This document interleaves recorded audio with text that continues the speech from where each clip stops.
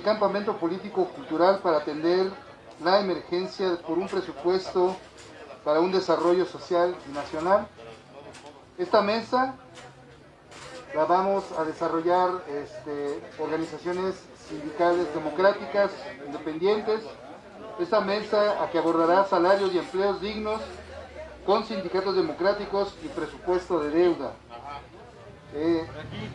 Vamos a establecer algunas pequeñas condiciones para el mejor desarrollo de esta actividad.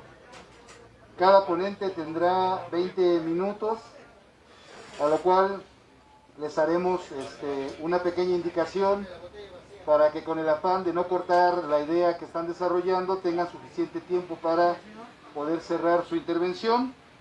Y posteriormente todos los asistentes tendrán un promedio de media hora general para que puedan hacer preguntas, alguna breve intervención y o comentario para que tengan los compañeros, en caso de haber preguntas, también suficiente tiempo para participar en las respuestas. Entonces, nos acompañan en este presidio los compañeros, el doctor Andrés Peñalosa, se encuentra con nosotros, el compañero Luis Bueno, profesor académico de la UAM, y el compañero Wilibaldo Gómez Zap, ¿verdad? Zap, ¿verdad? No lo escuché. Supa, ok.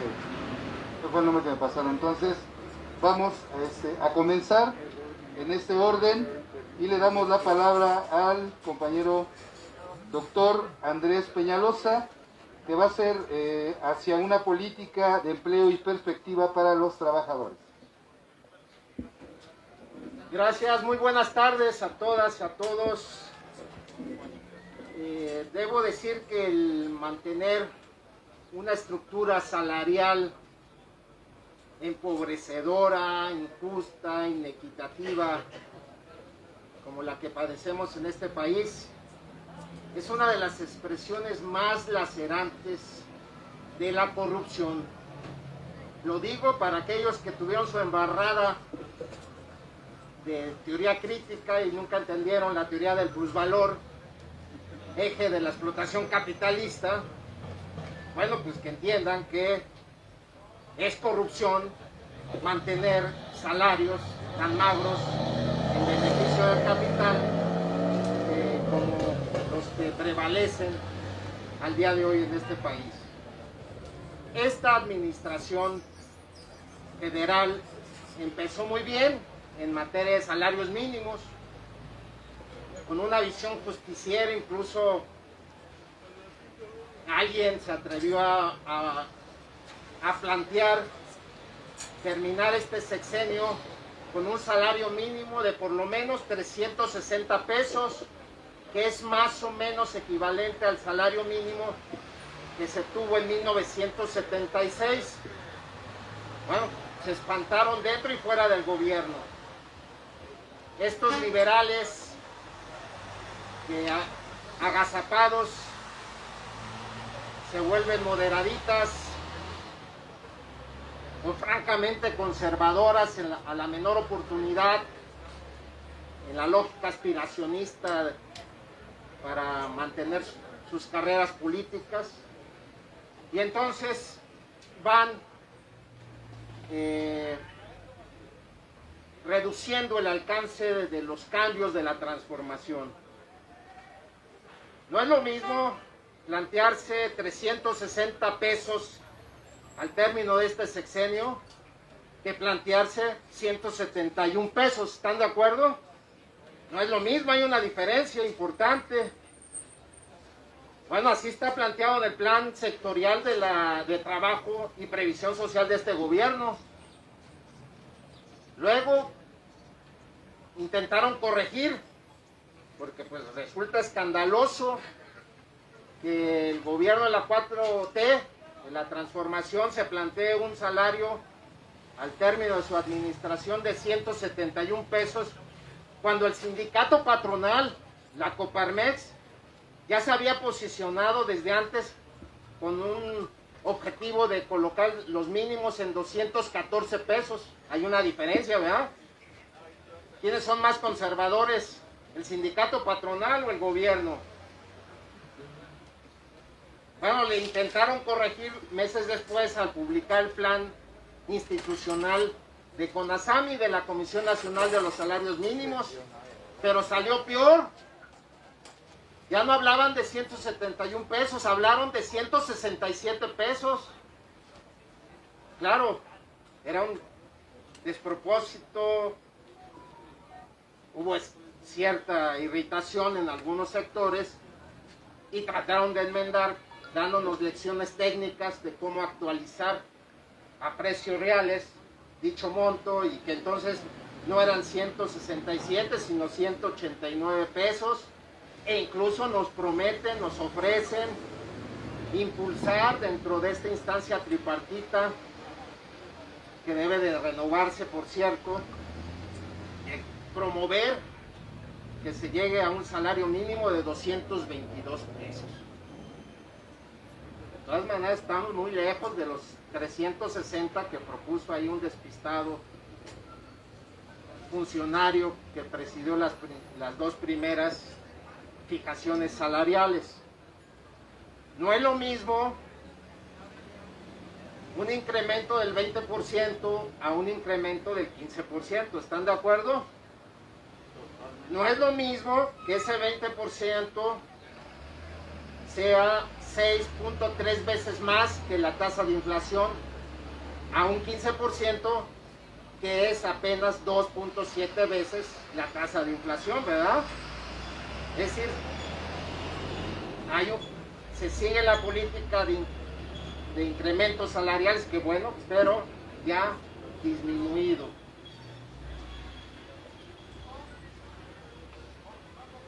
Miren, esto en realidad,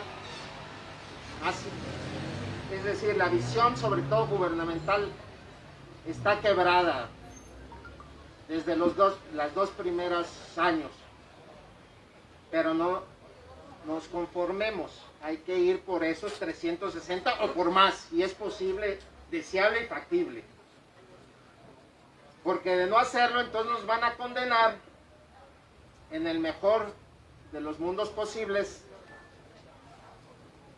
a tener un salario en 2024 apenitas al salario actual en Guatemala, y todavía muy lejos de los salarios mínimos en Canadá y en Estados Unidos, que son 5.6 veces más que el mexicano. Bueno, entonces ya se empieza a calentar el ambiente para la próxima fijación de los salarios mínimos, y es muy importante que el sindicalismo democrático independiente se empiece a posicionar, que empiece a discutir. Yo por lo pronto aprovecho este espacio para hacer una modesta propuesta de que el próximo incremento a los mínimos generales no sea menor al 30%, para relanzar una política de recuperación real, efectiva, del poder adquisitivo. Es decir, pasar de 141 a 184 pesos. Pero ustedes deben de saber que hay un sistema de salarios mínimos profesionales muy, muy importante, que la patronal ha querido eliminar. Ahí hay oficios, ocupaciones, profesiones que por la complejidad, la capacitación, el riesgo y otros factores, el legislador estimó, y yo creo muy adecuadamente, que tenían que tener un salario mínimo, pero por encima del general. Para ese caso, además del 30%, propongo que se adicione un 20% para mantener esa diferencia entre el salario mínimo general y los profesionales. Y algo que tiene que ver también con el presupuesto. Ustedes saben que el primer año, en diciembre de 2018, se creó una zona libre de la frontera norte que involucró 43 municipios fronterizos se duplicó el salario, no pasó nada, no hubo mortandad de las empresas, ni huida de capitales, ni inflación galopante, todos esos mitos espurios que nos repitieron durante esta larga noche neoliberal. Entonces, es una evidencia contundente de que es posible, en un contexto como el mexicano, duplicar salarios, y eso reporta beneficios en la dinámica económica y en el bienestar de la gente y de las familias proletarias. ¿Qué hay que proponer para el caso de las zonas libres? Ya no solo la del norte. El año pasado se creó una zona libre en el sur y probablemente haya que crear una en el istmo, porque se van a instalar, ya nos anunciaron, por lo menos 10 parques de maquiladoras. Pero ahí hay recursos públicos, porque se le redujo en una tercera parte la tasa del impuesto sobre la renta a las empresas. Se redujo a la mitad el IVA y se da subsidios a los combustibles en estas zonas para mantenerlos a los niveles del otro lado de nuestra frontera, entre otros recursos públicos de carácter social o de infraestructura. Entonces, por lo menos, si se involucran recursos públicos, lo menos que podemos exigir es que en donde haya zonas libres se duplique el salario. De manera que en la zona libre de la frontera norte, en la frontera sur y en el istmo, el salario ya deberá de colocarse en 426 pesos por lo menos.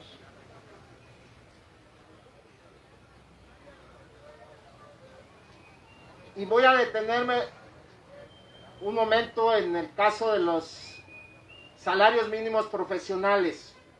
Después de batallar por parte de las compañeras sindicalizadas, trabajadoras del hogar, de los jornaleros agrícolas, que involucran entre ambos sectores a más de 5 millones de trabajadoras y trabajadores, y después de que el Consejo de Representantes de la CONASAMI, el gobierno, las organizaciones sindicales convencionales y las cúpulas empresariales omitían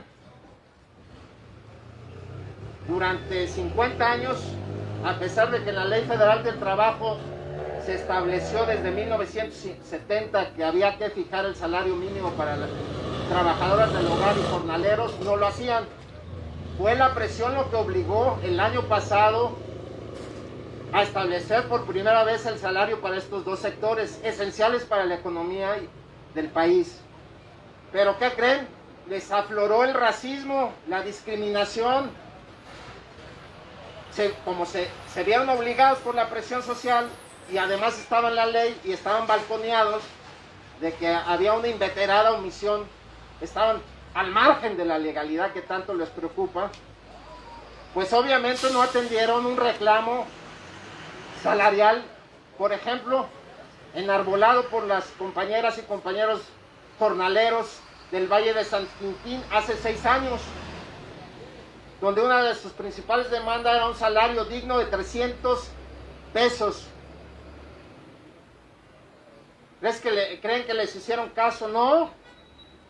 Les fijaron 160 pesos y que les vaya bien. A las trabajadoras del hogar también pedían 300 pesos. Bueno, les dieron 154 pesos. Y esperaban que se les aplaudiera. Pues obviamente hubo una reacción crítica, afortunadamente, de las compañeras trabajadoras del hogar y de los jornaleros agrícolas. Esto se tiene que reponer. Lo primero es que ustedes deben de saber, en este Consejo de Representantes de CONASAMI es posible, porque está establecido en la ley, revisar salarios. Aquí hubo una mala decisión y la tienen que revisar y poner el salario en 300 pesos. porque demostramos y hay estudios muy especializados, muy robustos, de que es posible dar esa cantidad sin ningún problema para los empleadores. Y lo otro, aplicarles además el 30% que estoy proponiendo. Entonces yo espero que en diciembre haya la sensibilidad para que el salario de jornaleras y trabajadoras del hogar alcance la cantidad de 390 pesos. Bueno, son las propuestas. Ahora las propuestas se pueden perder en el aire si no hay un sujeto social y sobre todo sindicatos y sindicalistas militantes que empujen y que sensibilicen a los tomadores de decisiones. El otro tema que es sumamente preocupante, y ahí no ha habido prácticamente ningún avance, es en materia contractual. En los hechos hay un tope salarial y hay que denunciarlo. Claro, ha sido posible este tope salarial porque a pesar de la reforma laboral que puso como centro, entre otras cosas, la democracia y la libertad sindical, esta se ha ido haciendo a cuentagotas y de manera, diría yo, simuladora. Vean ustedes, hagan una solicitud de información pública a ver si les responden, porque me han dicho que luego no responden bajo el argumento de la pandemia. O sea, nos vulneran un derecho fundamental como es el de la petición y el derecho a la información pública. Pero pidan cuántas consultas ha habido, cuántas ha ganado el viejo sindicalismo aglutinado en el Congreso del Trabajo y cuánto los sindicatos genuinos de los trabajadores. Nos dio mucha alegría, nos hizo no solo el día, sino el mes y el año, el triunfo de las compañeras y compañeros de Silao, de la General Motors. No queremos que sea un ave pasajero, sino que de ahí ya pusimos el pie en la puerta y vámonos recio a democratizar sindicatos, porque eso va a ser posible tumbar el tope salarial. En lo que va del año, compañeras, compañeros, en las negociaciones contractuales de jurisdicción local, los incrementos en términos reales apenas han sido del 2%, y en el ámbito federal ha sido negativo, 0.2%.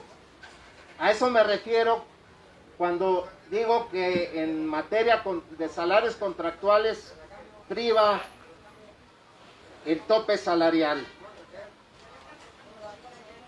Y voy concluyendo mi intervención también para colocar en la mesa de discusión un tema que ya deberá de estar posicionado en la opinión pública, entre los legisladores, que es la reducción de la jornada laboral. Es un escándalo, compañeras y compañeros, que después de más de un siglo no se ha modificado la jornada laboral de por lo menos 6 horas, máximo, con 2 y 3 días de descanso obligatorio. Eso lo plantearon, por ejemplo, los anarquistas, los precursores de la Revolución Mexicana en su programa del Partido Liberal en 1906, donde claramente ellos se planteaban el establecimiento en aquel entonces de 8 horas, cuando las jornadas eran de 14 y 16 horas, porque era un beneficio para la totalidad de la clase obrera. Pero además no es una ocurrencia, miren, estamos en pleno siglo XXI y resulta que había un cura, un filósofo, en el siglo XVI, llamado Tomás Moro, que escribió un libro que se llama Utopía, en 1516, y nos dice Moro, refiriéndose a esa isla utópica, estos, o sea la población, dividen en 24 horas iguales el día, incluyendo la noche. De ellas solamente dedican al trabajo 6 horas. Y alguien le pregunta, ¿son suficientes 6 horas de trabajo para proporcionar a la población los alimentos de primera necesidad? Y la respuesta ese tiempo no solo es suficiente, sino que sobra para producir no solo los bienes necesarios, sino también los superfluos. Carajo, estamos en pleno siglo XXI, ya lo plantearon en el siglo XVI. Eso va a dar posibilidad a revertir la precariedad laboral que padecemos y abrir nuevos espacios de reparto del trabajo.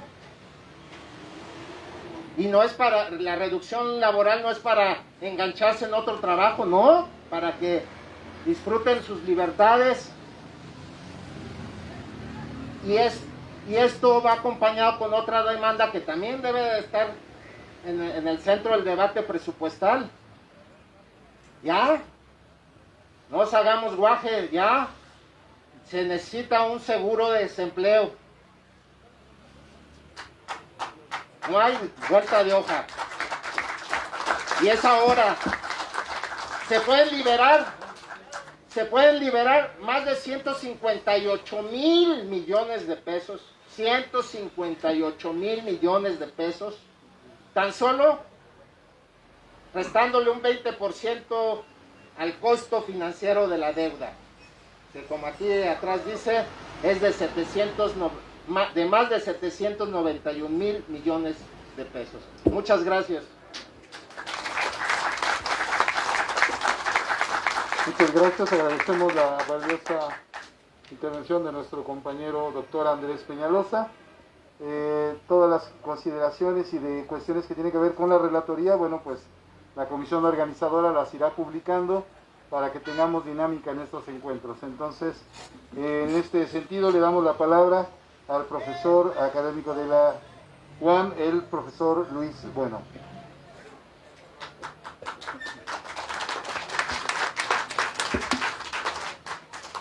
Sí, buenas tardes todas, todos, ¿qué tal? Qué gusto estar aquí,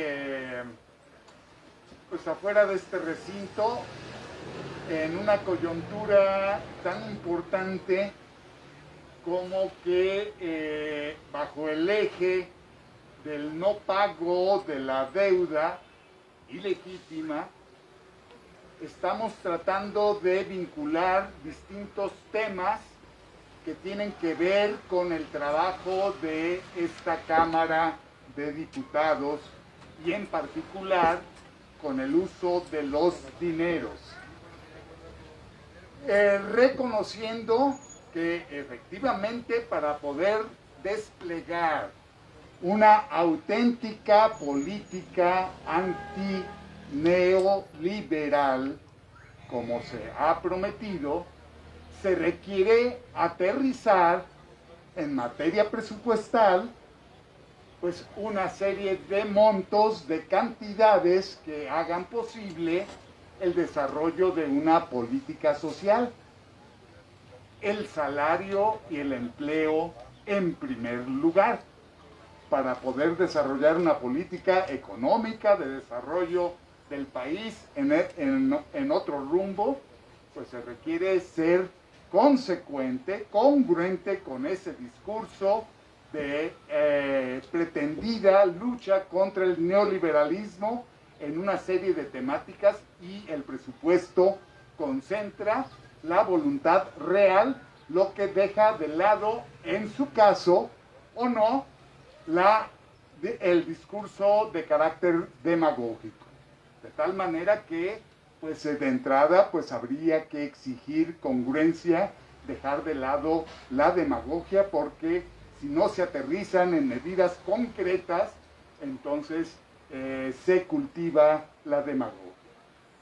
No voy a insistir en algo tan obvio como la gran importancia que tiene el salario y el empleo para todos nosotros, para la clase trabajadora. Lo que sí puedo destacar de entrada es la obviedad de que estamos haciendo este campamento en un momento oportuno y no como en muchos años del pasado, donde después de los hechos, después de las decisiones, nos quejábamos. Y ahora estamos actuando con oportunidad y con una serie de planteamientos concretos por si a alguien se le ocurre que solamente criticamos, pero no hay alternativas. Claro que las hay. Ya las hubo, ya se adelantan varias de ellas de mucho fondo y que de entrada podemos decir que compartimos.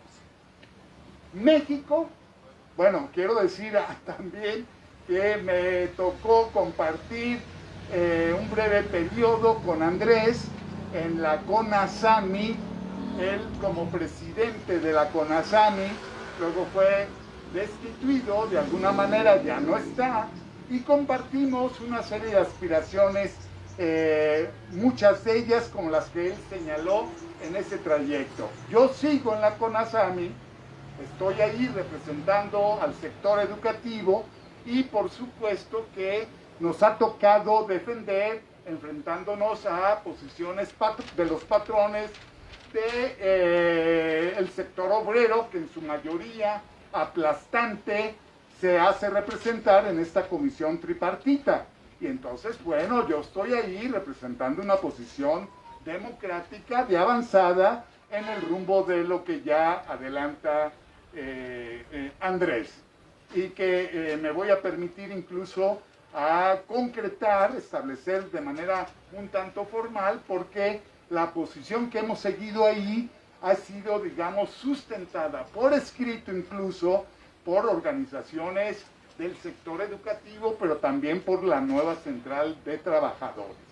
Y que tenemos aquí la oportunidad de compartir más allá de lo que hicimos en la propia comisión y con oficios al propio presidente de la República, a la Secretaría del Trabajo, pero que no tuvimos oportunidad de compartir con ustedes que forman parte de la clase trabajadora, más allá de las oportunidades que uno tiene de comunicación.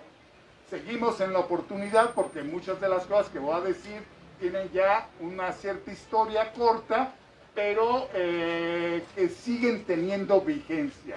Primera cuestión, como lo podrás recordar, les he señalado desde el inicio que México se encuentra en completa ilegalidad en materia salarial. Si seguimos estando en la ilegalidad, pues basta con leer el artículo referido a los salarios, a lo que es el salario constitucional, para darnos cuenta que el salario mínimo pues no cumple con lo que se establece en la Constitución como una medida económica de pago de la fuerza de trabajo para satisfacer necesidades educativas, de alimentación, vivienda, etcétera, etcétera, de una familia ahora calculada, me corriges Andrés, pero de 3.6 miembros de una familia, ¿sí? A pesar de los aumentos que ha habido a partir de 2017, del 9% y pico, 10% y pico, 16, 21, 20%, 15%, con las modalidades que también Andrés relató para el caso de la frontera norte, donde hubo un 100%, ¿sí? Ese tipo de aumentos superiores a la inflación en estos años y que reflejaban una voluntad de recuperar el salario, el mínimo general, pues no ha sido suficiente, todavía está muy lejos de los montos necesarios para que México se coloque en el terreno de la legalidad. Se los hemos dicho a este gobierno que estamos en la ilegalidad y que nos urge salir de la ilegalidad para respetar lo que dice la Constitución. Pero fíjense ustedes que el deterioro del salario no es solamente lo que los economistas, en su mayoría, no Andrés, pero sí en su mayoría, calculan que en términos del deterioro del salario en toda la noche neoliberal, cercano al 80% del deterioro, pero siempre referido solamente al salario mínimo. Y uno dice, pues fíjense que no, el deterioro igualito o superior a esa cifra también se observó en los salarios mínimos general de entrada, pero los profesionales igual, y los salarios contractuales también. La existencia permanente y todavía prevaleciente en la actualidad de los topes salariales, pues fue justamente lo que le permitió al gobierno abaratar la mano de obra para colocarse en el marco de la globalización, ofreciendo esa gran ventaja competitiva de mano de obra barata, súper barata, incluso al nivel de ocupar el primer lugar en el mundo en ese rumbo de lo barato de la mano de obra mexicana y de la que queremos salir. Entonces, también los salarios contractuales se deterioraron en un monto similar al salario mínimo general y a los salarios profesionales. De tal forma que es inadmisible que se continúe con una política de topes salariales, porque el deterioro fue no solo de los mínimos, sino también de los contractuales. Pero también les quiero decir que además hubo otro rubro que luego no consideramos ni siquiera como sindicatos, como trabajadores.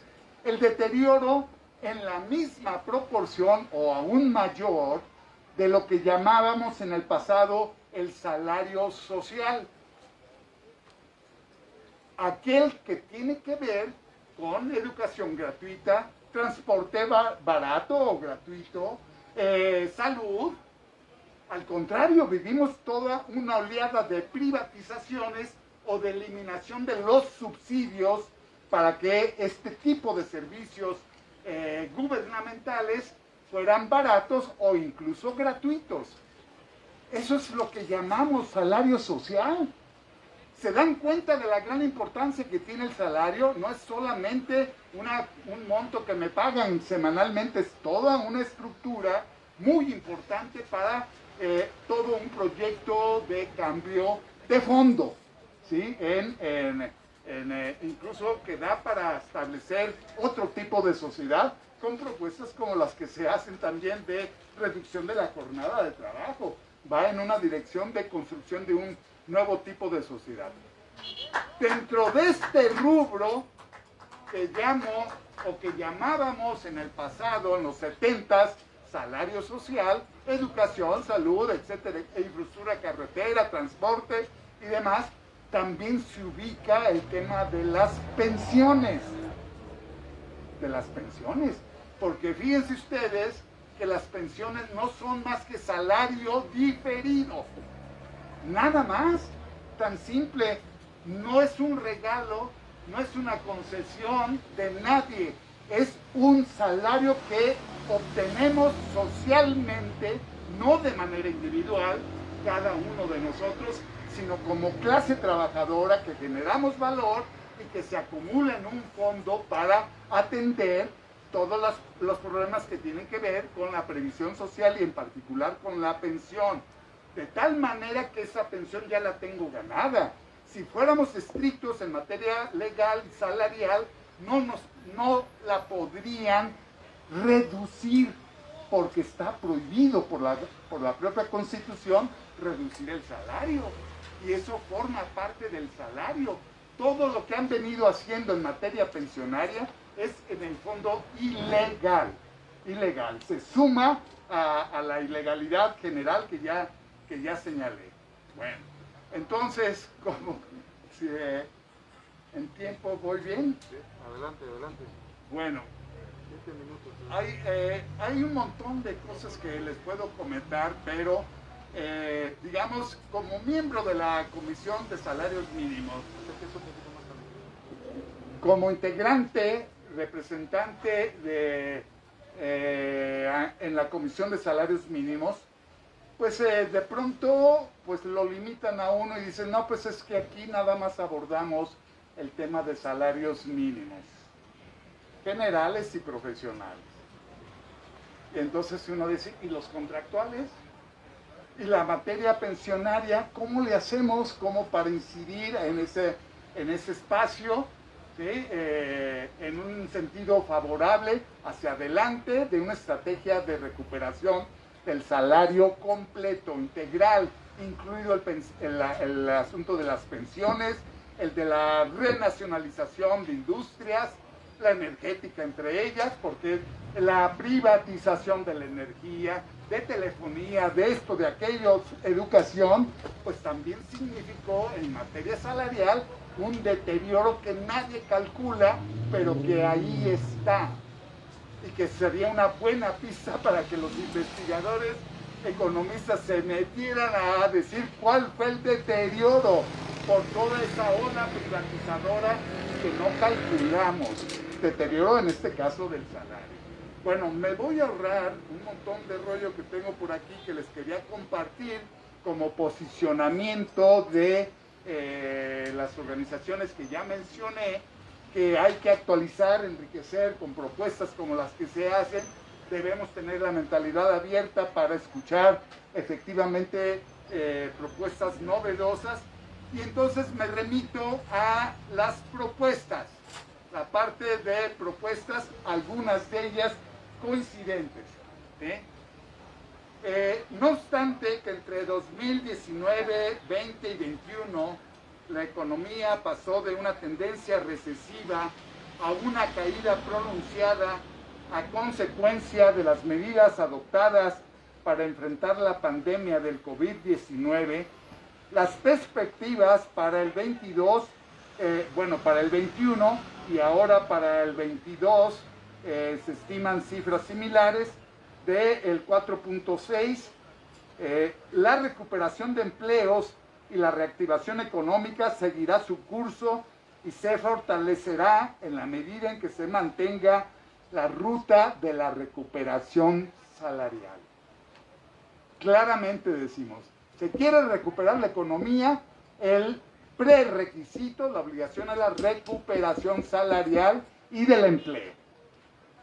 Por ello, la fijación de los salarios mínimos para 21 y luego para 22 debe ser superior, decíamos, para 2021 del 20, pero quedó en el 15. Y para el 22, pues debe ser en los términos en que ya señala Andrés, que era la cifra que pedíamos para el 21.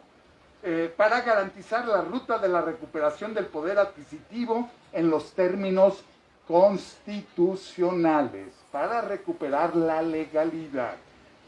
Más aún, punto 2, proponemos definir formalmente para que inicie en 2022 un programa nacional multianual de recuperación del poder adquisitivo de los salarios con el propósito de alcanzar a fines del sexenio el salario mínimo general constitucional, considerando 3.6 personas integrantes de una familia promedio, mediante la continuación del programa de recuperación del salario mínimo general, con la aplicación del monto independiente de recuperación y un monto adicional establecido en un porcentaje superior a la inflación.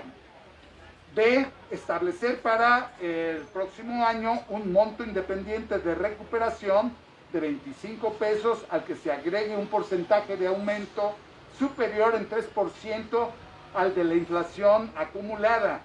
C. Continuar en 22 con la aplicación del monto independiente de recuperación y un porcentaje de aumento a los salarios mínimos profesionales.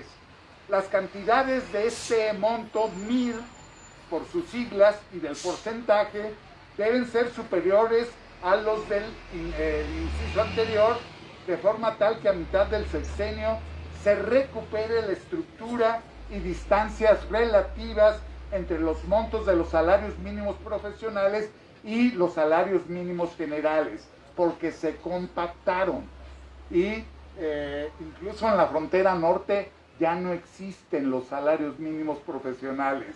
Todos los puestos profesionales ganan lo mismito en pesos y centavos que el salario mínimo general, salvo un caso, el de reportero redactor. Depurar y actualizar el listado de ocupaciones y oficios asociados a los salarios mínimos profesionales para retomar las modificaciones ocurridas en el mercado laboral en los últimos años, iniciando con el cumplimiento de la obligación legal relacionada con los dos puestos a los que hizo mención y que quedaron a mitad de camino en lo que toca a los montos que se les otorgó. Recuperar en la zona libre de la frontera norte la estructura y distancias relativas entre los montos de los salarios mínimos profesionales y el salario mínimo general, tomando como año de referencia 2016, que es cuando empezó la lógica de aumentos diferenciados. Extender la vigencia de los salarios mínimos generales y profesionales a la zona libre de la frontera sur, que ya se creó, que ya se decidió que se creara, y que bueno, también Andrés mencionó. Finalmente en este paquete, revisión semestral de los salarios mínimos general y profesionales, con el propósito de definir los montos de aumento adicionales que permitan cumplir con el programa, además de, en su caso, revisar la inflación acumulada en el semestre con el fin de preservar el poder adquisitivo de los salarios. No hay nada que prohíba que la CONASAMI pueda decidir cuando se le dé la gana aumentos, no solamente en diciembre para el año siguiente, lo puede hacer en periodos más cortos. Propuestas de política salarial general, ya termino en un minuto. Definir un programa nacional multianual de recuperación del poder adquisitivo de los salarios contractuales. 2. Eliminación de los topes a los salarios contractuales tanto en el sector público como en el privado. 3. Revisión semestral de los salarios contractuales con el propósito de definir los montos de aumento adicionales que permita cumplir con el programa, además de revisar la inflación acumulada en el semestre con el fin de preservar el poder adquisitivo de estos salarios. Y finalmente, presupuesto de egresos de la Federación suficiente para contender con los aumentos salariales de los trabajadores del sector público o dependientes del subsidio público, acorde con los puntos anteriores. Gracias.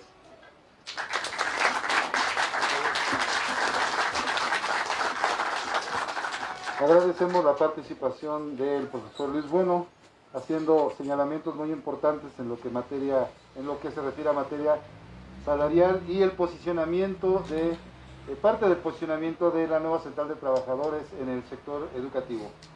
Continuamos esta actividad. Ahora le vamos a ceder la palabra al compañero Wilibaldo Gómez Zupa, que nos va a hablar de la libertad sindical, el TEMEC y las condiciones de trabajo que esto implicaría. Por favor, compañero.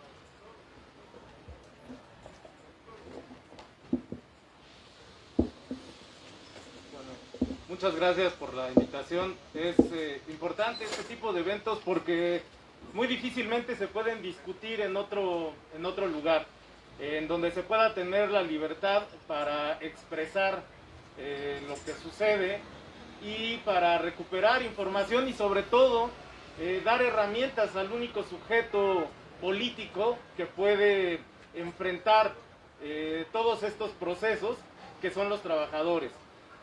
Agradezco mucho la invitación y me honro estar aquí con ustedes el día de hoy.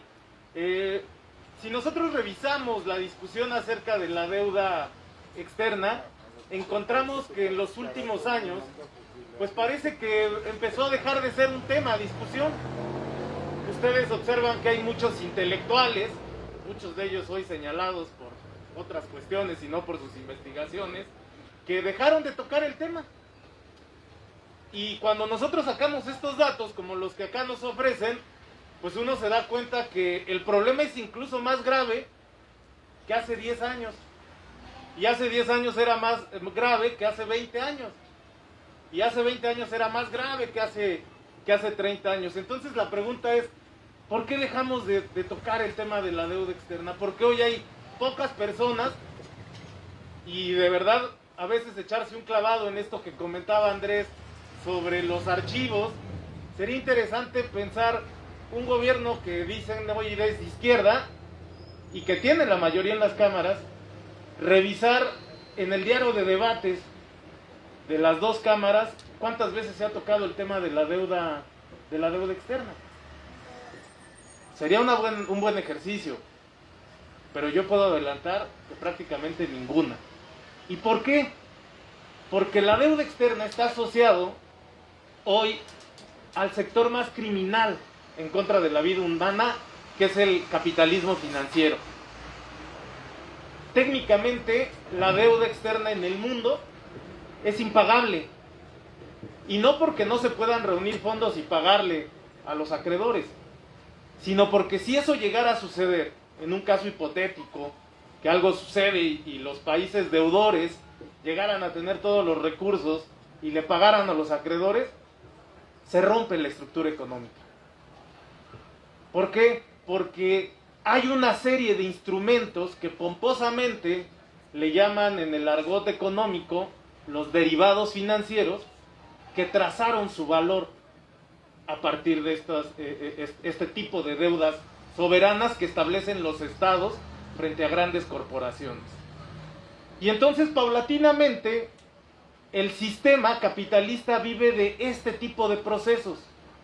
Es una expoliación de recursos, es una extracción, un drenaje de recursos, sobre todo de los pueblos subordinados, no hacia los países más desarrollados, específicamente a las corporaciones financieras, ¿no? Y entonces los estados, las empresas, se ven obligados a recargar este monto por concepto de intereses, por concepto de comisiones, sobre el pueblo trabajador. Y entonces prácticamente hoy salir a decir no se paga la deuda, un investigador académico de estos reconocidos que acceden a estas fuentes de financiamiento muy jugosas y que publican en muchísimos lados, pues los pone en una situación frente a los verdaderos dueños de la economía mundial, que es el sector financiero. ¿Cómo llegamos a este punto? Bueno, por ahí en el siglo XIX, cuando Cuba se está independizando de España, el sector que administraba a la isla contrató muchísimas deudas con varios bancos europeos. Y bueno, cuando se independiza, prácticamente Cuba en ese periodo pasa de ser una colonia formal de España a ser un país independiente, pero de forma informal, a ser una colonia de los Estados Unidos. Y los Estados Unidos, que tenían muchísimos intereses ahí y que prácticamente se quedan en Cuba administrándola como una colonia hasta la Revolución Cubana, en 1959, son los primeros que dicen, oye, yo no voy a pagar eso que estos cuates pidieron para hacer quién sabe qué cosas. Y elaboran el concepto de deuda odiosa. Es decir, esa deuda que alguien contrae, pero que no es en beneficio del pueblo, ¿no? Después los Estados Unidos son los principales preocupados porque ellos pasan a ser un país acreedor, sobre todo después de la Primera Guerra Mundial. Y entonces siempre que firmaban un contrato ante un Estado, pues se aseguraban de que no fueran a utilizar este tipo de cláusulas. De hecho, dice Friedrich Katz, que es un historiador de la Revolución Mexicana, que parte del reconocimiento a la dictadura de Huerta en aquel momento, pues es porque este cuate les termina diciendo, yo sí voy a reconocer las deudas de Porfirio Díaz. Y le dan el reconocimiento, y después el posterior reconocimiento al ejército constitucionalista encabezado por Carranza, pasa por ese mismo tema. Entonces ya vemos que el sector financiero es muy fuerte, y la deuda externa mexicana, desde que se vuelve país independiente, que ayer cumplimos 200 años, ya nacemos con deuda. Porque las fracciones que administran este país, que se independiza, contraen deuda desde el minuto uno. ¿Para qué? Para solidificar al ejército. Hay una historia muy interesante que Carlos Marchal dice de la deuda externa en México. El primer contrato de deuda externa se hace con el Banco de Londres y el monto que se recibe se utiliza para hacer una gran fiesta nacional, o sea, imagínense lo ridículo, y 2, para comprarle uniformes nuevos al ejército. Y la población, bien, gracias. Pero parece que esa es la marca de sangre que se tiene en este país. ¿Y por qué lo digo? Porque después en el nacionalismo revolucionario, cuando los gobiernos, las facciones dominantes de la Revolución Mexicana se entronizan en el poder y toman el Estado, Obregón, Calles, todo el Maximato, Lázaro Cárdenas, Manuel Ávila Camacho, siguen contratando deuda, pero la siguen contratando para desarrollar infraestructura. Sobre todo a partir de Lázaro Cárdenas se reconoce la necesidad de desarrollar infraestructura. No es gratuito que un gobierno como el de Calles sea el primero que dice requerimos un banco nacional, ya no depender de ese banco que se llamaba Banco de Londres y México, que estaba y que es el antecedente de Serfín y que ahora es Santander, que lo compraron los españoles. Dicen necesitamos un banco propio que haga nuestras transacciones comerciales. Bueno, pues este proceso lo desarrollan sobre todo el cardenismo, pedir prestado al extranjero para poder desarrollar infraestructura. Y bueno, pues gracias a eso tenemos muchísimas carreteras, muchísimas vías férreas, el metro, las universidades. O sea, cuando alguien preguntaba dónde están los efectos de la deuda, pues hay labor física para observar la electrificación de muchas comunidades. Pero ¿qué pasa cuando llega el neoliberalismo? Cuando llega el neoliberalismo dice el Estado no tiene que intervenir en la economía. Y entonces si vamos a seguir pidiendo prestado, y hay que pagar los intereses porque no vamos a desestabilizar el entorno macroeconómico mundial, vamos a pedir prestado, pero para generar mejores condiciones de producción. Y eso es lo que hace Salinas. Pedía prestado para desarrollar espacios económicos en donde el capital se pudiera desarrollar. Y esto es muy interesante. Si ustedes se han dado una vuelta por el Bajío o viajaron hace 20 o 30 años a las zonas fronterizas, llegaban a lugares donde eran desiertos, no había nada, o eran campos de cultivo. Y de repente por ahí empezó una gran carretera. Y todavía hoy uno llega al Bajío, a los estados de Guanajuato, de Querétaro, San Luis Potosí, Aguascalientes, y uno ve que es una zona rural completamente, y ve una supercarretera que va a atravesar y uno pregunta, ¿pero para qué? Ah, pues porque ya ahí están los anuncios de estas inversiones. ¿Y a cargo de quién corre este tipo de inversiones? Pues del Estado mexicano. ¿Y cómo lo hace? Pues pidiendo prestado para desarrollar la obra, y después es circuito completo para la burguesía, tanto nacional como transnacional. Ya hice la carretera, pero yo no la puedo administrar. Se la voy a dar a uno de mis cuates, que es el que los administre, que él cobre los peajes y que él obtenga ganancia. Y entonces por eso tenemos costos de casetas bastante caros, ¿no? Para tomar en cuenta cómo se ha incrementado el sector financiero a nivel mundial, en 1960 aproximadamente 2 de cada 2 dólares que había en la economía estaban en el sector financiero, es decir, lo movían los bancos, ¿no? Estas cifras que dan, ¿cuánto creció el Producto Interno Bruto? Tantos millones de dólares. Bueno, 2 de cada 10 dólares estaban en el sector financiero en 1960. Para 2016, 7 de cada 10 dólares están en el sector financiero. Y por eso para estos personajes que administran los intereses de la burguesía, los gobiernos, pues es tan importante no romper la estructura financiera a nivel mundial. Entonces, en el caso mexicano se utilizan préstamos, y acá estaba viendo estas gráficas cuando llegué hoy. Sí hay proyectos prioritarios y programas prioritarios. Pensemos cuántos de esos son en beneficio del trabajador y cuántos son en beneficio del gran capital. El Tren Maya, ¿realmente le conviene a las comunidades que están en esa región tener un tren de alta capacidad, de alta velocidad como el que se está haciendo? ¿O es para que las grandes corporaciones del turismo, productivas, que están anunciando inversiones en la región, tengan conexión de salida? Y bueno, después nos dicen, es que la única forma de que salgamos de la pobreza es tener empleos. y pues uno, como es bien metiche, va a buscar qué pasó con los empleos que se crearon cuando se modificaron esas estructuras que eran rurales, que eran agrarias, para que llegara el gran capital. Y pues ahí es donde empezamos a ver una serie de cosas espeluznantes. La primera, y más o menos anotaba Andrés en su intervención, la primera es que estamos muy por debajo, no solo de nuestros principales socios comerciales, que es Estados Unidos y Canadá. Ya con ellos ni nos comparamos, aunque ahora les voy a dar unos datos, ¿no? Estamos muy por debajo de países con el mismo nivel de desarrollo económico. Estamos muy por debajo de Brasil, estamos muy por debajo de Argentina, de Chile, en términos de percepción salarial. En el caso mexicano, por ejemplo, para la industria automotriz, mientras que en México se paga alrededor de $4 la hora, en Brasil, por hacer el mismo trabajo, en la misma industria, en la misma compañía, se pagan $11.5 la hora.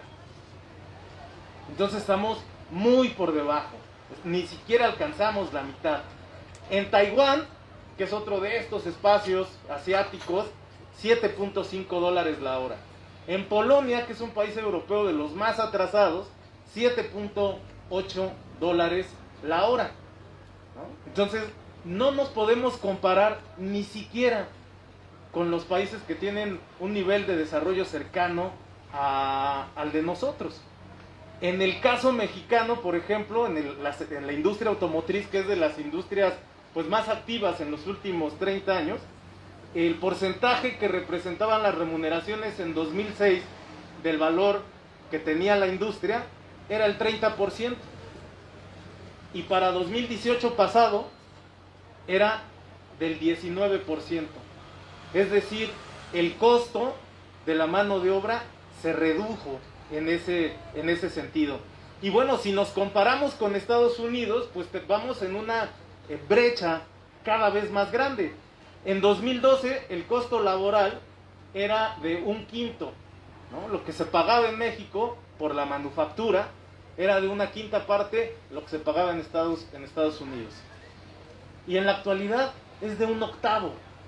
Es decir, la brecha se hizo cada vez más grande. En promedio, y si nos vamos a las mismas compañías, ¿no? A la Ford, a la Volkswagen, a la General Motors, a la Fiat, si nos vamos a hacer un promedio de sueldos y salarios que se perciben en este país, en México pues más o menos se cobraban estos $4 la hora, y en el sector automotriz en Estados Unidos cerca de $27. Por eso es abismal. Por eso el tratado, más que un tratado de libre comercio, lo mismo el Telecán que ahora el TEMEC, es un tratado de respeto a la inversión. Los Estados Unidos saben que es mucho más fácil trasladar 1000 kilómetros su producción al sur que mantenerla ahí, incluyendo el transporte, porque México produce con calidad, produce en cantidad y está a unas pocas horas de poder enviar el producto. Y entonces hay que pensar estos proyectos prioritarios en este tema. A la burguesía, ¿qué le conviene? Conectar a México con los principales centros de distribución y mantener las condiciones laborales hacia la baja. Por eso es tan importante vincular el tema financiero, toda esta burbuja que se crea alrededor de este tipo de emisiones de deuda, con las condiciones laborales de los trabajadores. Porque después los empresarios dicen, no, es que no tengo para pagar. Y tú les muestras, en el caso de las utilidades, que sí, que están produciendo mucho más y que eso les daría para pagar mejores salarios. Pero viene el requerimiento técnico financiero. Ellos tienen que reportar a sus inversionistas una ganancia superior a la que dan los demás sectores, ¿no?, productivos, porque si no se van a otro lado. Eso sucede en la automotriz, en la manufactura en general, eso sucede en la producción de energéticos, eso sucede prácticamente en todos lados. Entonces, en México, la estructura salarial ni siquiera es la misma, por eso han desaparecido pues estas figuras que trataban de homogenizar a nivel nacional la remuneración. ¿Por qué? Porque lo que buscan es en qué lugares hay mejores condiciones de superexplotación. Ah, bueno, al principio fue la frontera. ¿Y por qué la frontera? Pues porque la frontera no había tradición sindical y estaba al ladito de ellos. Entonces el costo era mayor. Se empezaron a dar cuenta que empezaron a organizarse y entonces había que meter presión. Y ahora se tienen que recorrer un poco más hacia el sur y es el Bajío. Y empiezan estos brotes de inconformidad, ¿no? Lo que sucedió en General Motors, bueno, cobró relevancia en los últimos 3-4 meses. Pero cuando uno va allá, resulta que las vejaciones, la violación a los derechos laborales, llevan muchísimos años. Sindicatos que no conocían, personajes que administraban el contrato colectivo y nunca se paraban en la planta, maltrato laboral, acoso sexual a las compañeras, y nadie lo podía difundir.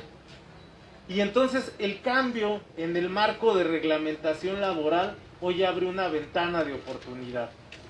Pero si comparamos la propia estructura productiva que se tiene en las diferentes plantas de la industria automotriz, vamos a encontrar que hay lugares en donde el charrismo sindical es más fuerte y entonces impone topes.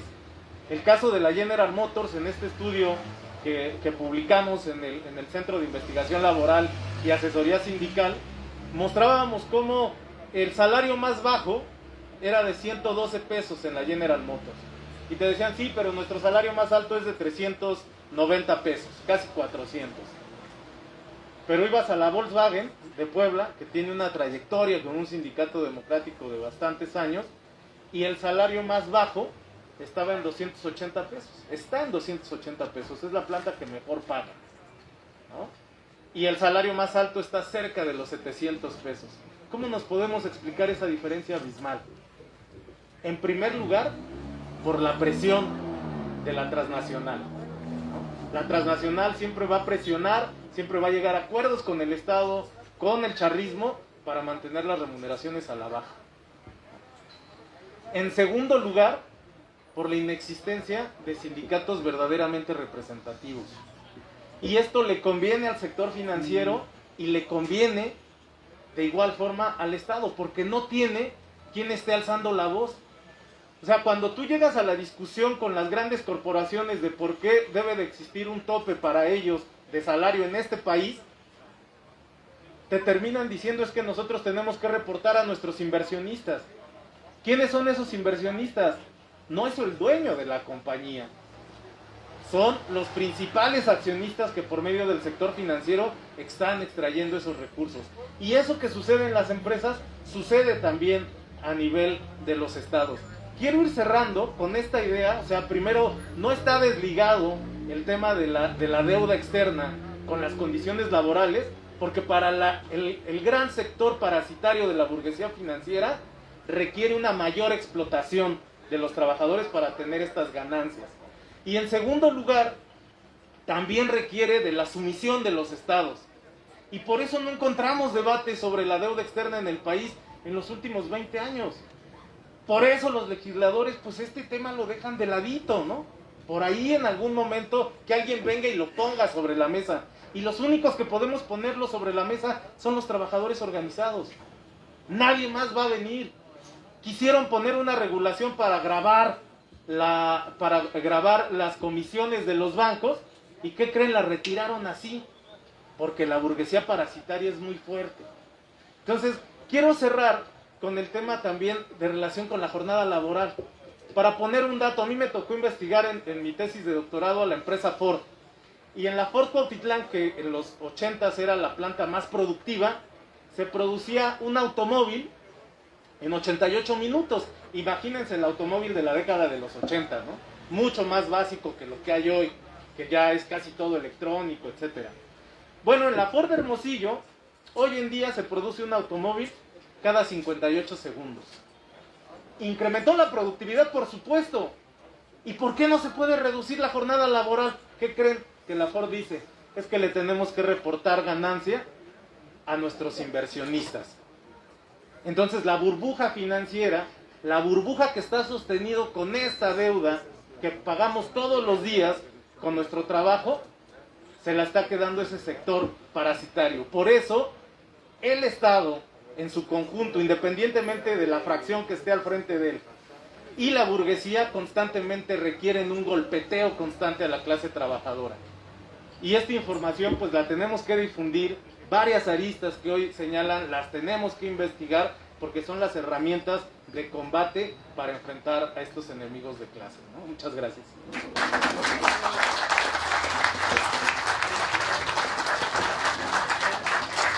Bueno, agradecemos la participación del compañero Wilibaldo. En ese sentido, bueno, pues hay diferentes temas, como ven, no está desligado el tema de la deuda ni de la pública ni de la externa con el asunto de las libertades sindicales.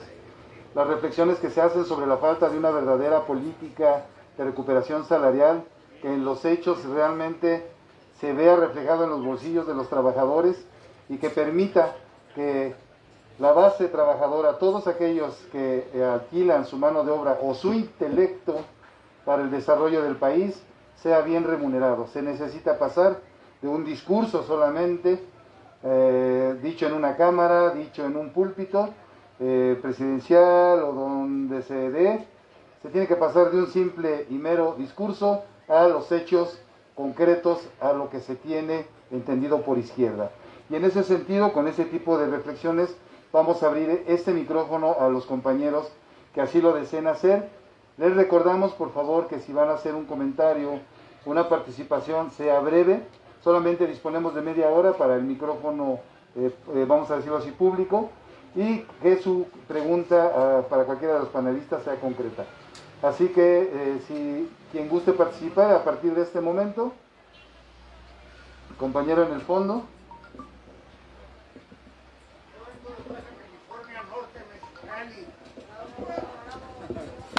Nada más le vamos a pedir que se pase de este lado.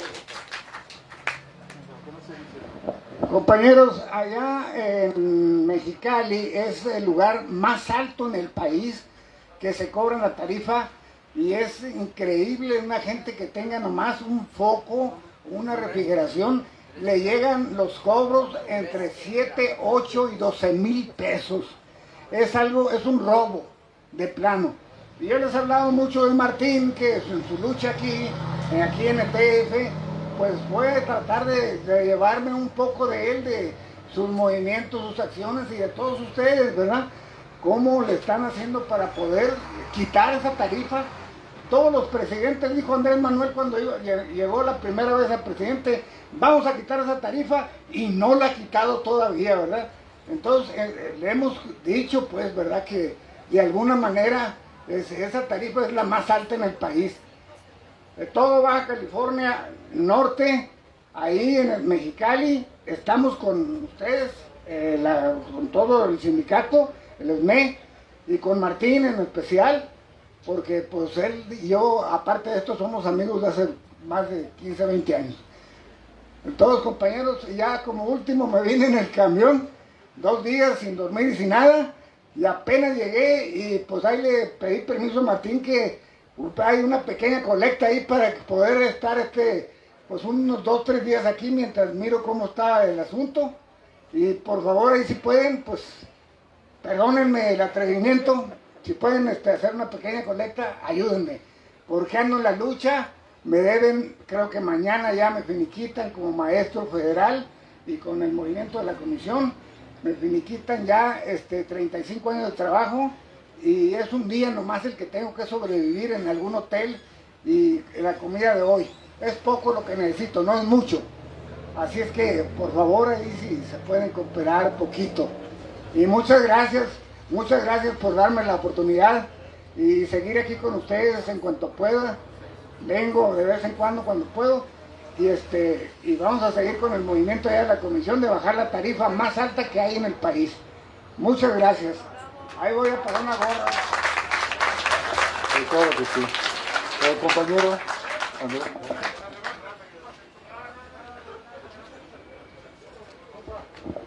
Buenas tardes, compañeros. Yo soy Andrés Herrera, San Gabriel. Vengo de Veracruz, de la Central Independiente de Obreros Agrícolas y Campesinos. Estamos en pro de la lucha de las clases vulnerables. Aquí con la maestra Vero, estamos luchando por eso. Y me ha parecido sensacional, francamente, excepcional la participación de cada uno de ustedes, no puedo demeritar a ninguno de ustedes. Bravo, un bravo para ustedes. Creo que todos ustedes, compañeros, están satisfechos con estas intervenciones. Bueno, pues ahorita estamos en el punto álgido de este tema de la suspensión del pago de la deuda, y me parece harto interesante considerar que, si bien es cierto que es bastantísimo dinero el que podríamos destinar a la educación, pues a la salud, al campo y a muchos otros sectores, también es bien interesante acotar el hecho de que la inversión extranjera creo que podría ausentarse, ¿no? Me gustaría que ustedes, Wilibaldo, Maestro Bueno, Tocayo, Andrés, nos dieran una perspectiva de cómo pudiera impactar esta suspensión en la inversión extranjera. Muchas gracias. Felicidades, compañeros.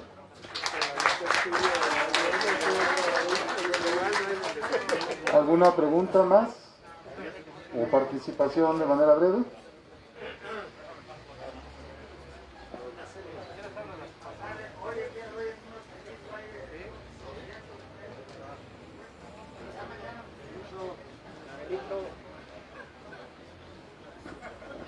Buenas compañeros, mi nombre es Enrique García Cárdenas de Hermosillo, Sonora, ferrocarrilero jubilado de la Resistencia de Demetrio Vallejo, Valentín Campa y todos los compañeros que pues se nos han adelantado en el camino como Demetrio y Valentín Campa, pero aquí seguimos en resistencia en contra de la privatización de ferrocarriles que nos dejaron costos pues tremendamente graves. Fuimos víctimas de ese proceso de privatización en que los neoliberales, conjuntamente con el charrismo sindical, pues nos despojaron de todo vínculo de progreso a los ferrocarrileros, y la red de comunicación social de los mexicanos y de los ferrocarrileros fue vendida a precio de oferta. La prueba está en que el asesor de este complot, Ernesto Zedillo, está de asesor en los ferrocarriles en Estados Unidos. Entonces, pues yo sé que la lucha es la lucha, y estamos en este proceso de resistencia que estamos acompañando a los compañeros de izquierda, porque toda la vida hemos sido de izquierda, desde los 17 años que estuve en la escuela vocacional en la Universidad de Guadalajara. Entonces, duro y en la cabeza, compañeros. Y así seguimos, pues, en la lucha, ¿no? Yo nací en el Centro Ferrocarrilero de Bejamiji, Sonora. Vivo ahorita actualmente en Hermosillo. Y así es, mi compadre Lorenzo Cortés. Entonces, compañeros, pues, nada más para hacer, pues, alguna remembranza en memoria de Demetrio Vallejo y Valentín Campa. Nos dejó una huella a los ferrocarrileros de que tenemos que continuar.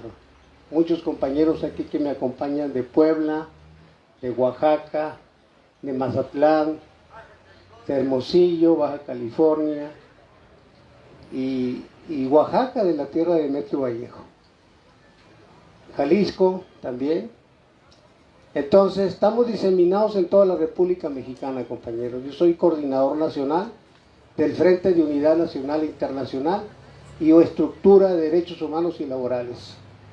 Nuestro asesor es el licenciado Alejandro Encinas Rodríguez y el profesor José Luis Alonso Vargas, que ellos estuvieron muy pendientes cuando yo fui preso político en Mexicali, siendo estudiante de la Escuela de Derecho.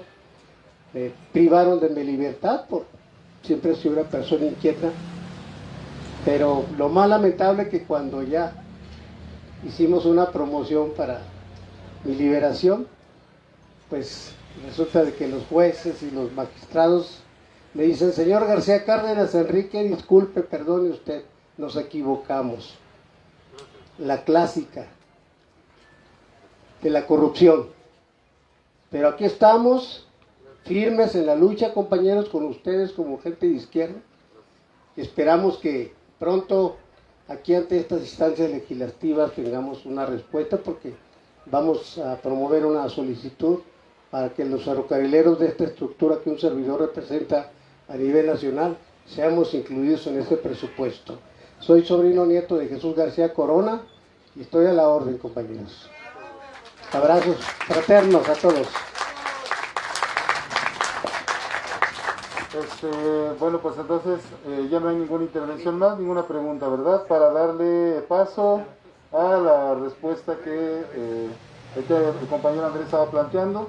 No sé quién vaya en este caso. Democráticamente.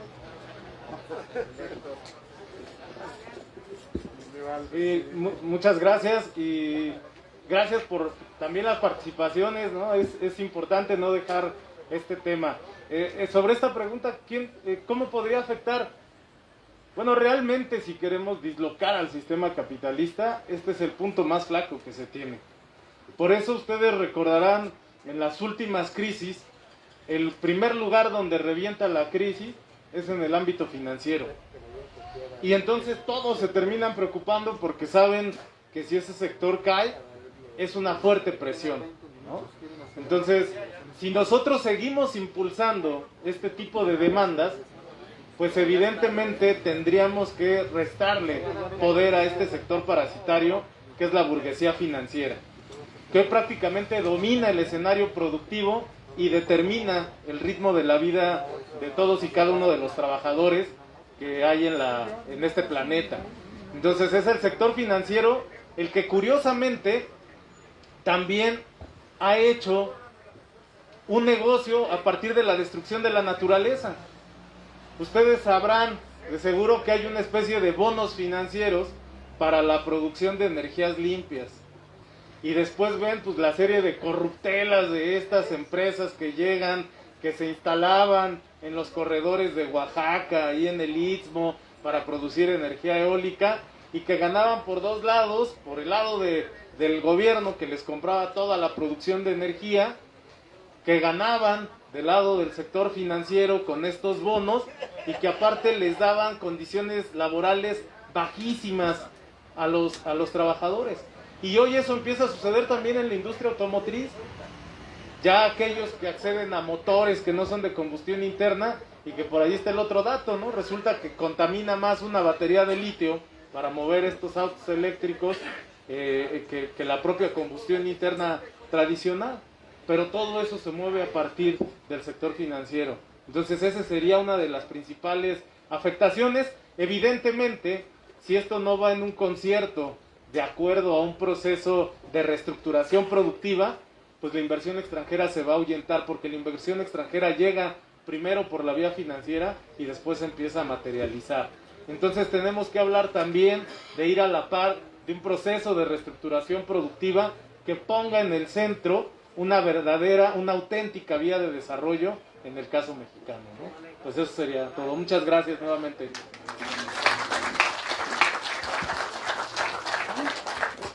Y para concluir esta actividad, la última consideración por parte del profesor Luis Bueno, para que cerremos y demos paso a la siguiente actividad. Bueno, sí, dos cuestiones muy rápidas. Primero, este asunto de los ferrocarriles, creo que es un ejemplo más en el rumbo que yo estaba tratando de señalar, de cómo este tipo de asuntos ligados a la privatización, pues significó una afectación al propio salario, obviamente, ¿sí? Cuando se cancelan incluso posibilidades de transportarse de un lugar a otro por parte de el campesinado, por ejemplo, que usaban de manera casi única el ferrocarril, pues entonces no solamente se afecta el terreno económico, salarial, sino que además se afecta un derecho humano, que es el derecho al transporte. ¿Sí? Está claramente, ya no tengo todo el derecho, pero formalmente establecido, pero en la realidad no lo puedo ejercer, porque se privatizó, desapareció, o el poco que queda para transporte de pasajeros, pues es caro. Respecto a la deuda, yo quiero señalar que el asunto de la deuda tiene dos vertientes: el sí y el no. Se paga ¿sí o no? ¿Sí? Bueno, estamos perfectamente claros que no hay que pagar la deuda al capital, sobre todo la deuda ilegítima o la deuda odiosa, como le han llamado los conocedores de este asunto. Es un no rotundo. Pero también podemos decir que hay una deuda que se tiene que pagar de inmediato, ¿sí? La deuda que tienen con la clase trabajadora y sobre todo con las mujeres que han padecido estos estragos en mayor proporción que los hombres. Esa deuda se tiene que pagar ya. No tienen dinero, pues que lo obtengan dejando de pagar el FOBAPROA. No tienen dinero, pues que haya una ley impositiva que tenga impuestos para las grandes fortunas y el gran capital, ¿sí? Entonces, claro que debe haber dinero. Sí al pago de la deuda con la clase trabajadora. Perdón. Bueno, pues muchas gracias. Brindémosle, por favor, compañeros, un aplauso a nuestros ponentes que lo han hecho de manera excepcional la exposición de este tema. Y bueno, pues les agradecemos su presencia. Viene otra actividad. Yo creo que nos vamos a dar un poquito de prisa porque el clima parece que no va a perdonar. Les agradecemos. A las 4 me parece que es la que sigue. Eso lo va a considerar la comisión. Y bueno, pues les agradecemos su servidor Benito Belmont Ponce, secretario del Exterior de la Alianza de Tranvías de México. Muy buena tarde.